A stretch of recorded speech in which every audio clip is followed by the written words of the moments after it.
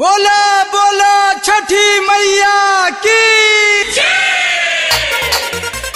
छठी माई के महिमा महान, छठी माई के महिमा महान, छठी माई के महिमा महान। देवर जी बलम जी, देवर जी चल घाटे। छठी माई के महिमा महान, बलम जी चल घाटे। होखा हाली से तैयार दौरिया धल माथे, होखा हाली से तैयार दौरिया धल माथे। छठी माई के महिमा महान, देवर जी चल घाटे। छठी माई के महिमा महान, बलम जी चल घाटे। छठी माई के महिमा महान, छठी माई के महिमा महान, छठी माई के महिमा महान। बलम जी देवर जी चल घाटे। छठी माई के महिमा महान, बलम जी चल घाटे। होखा हाली से तैयार दौरिया धल माथे, होखा हाली से तैयार दौरिया धल माथे। छठी माई के महिमा महान, बलम जी चल घाटे। छठी माई के महिमा महान, देवर जी चल घाटे।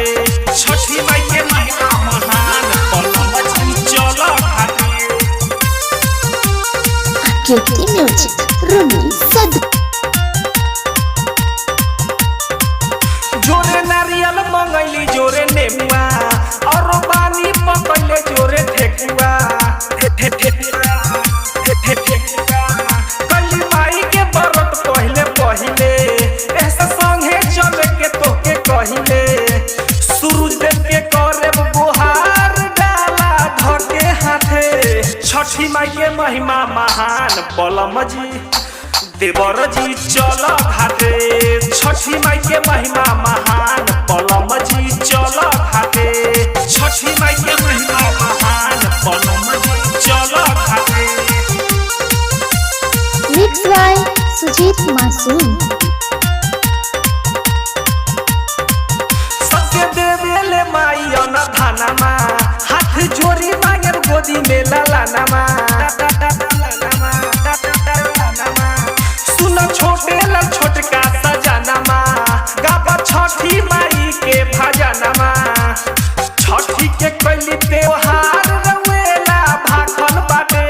छठी माई के महिमा महान, देवर जी बलम जी चल घाटे। छठी माई के महिमा महान, बलम जी चल घाटे। होखा हाली से तैयार दौरिया धल माथे, होखा हाली से तैयार दौरिया धल माथे। छठी माई के महिमा महान, देवर जी चल घाटे। छठी माई के महिमा महान, बलम जी चल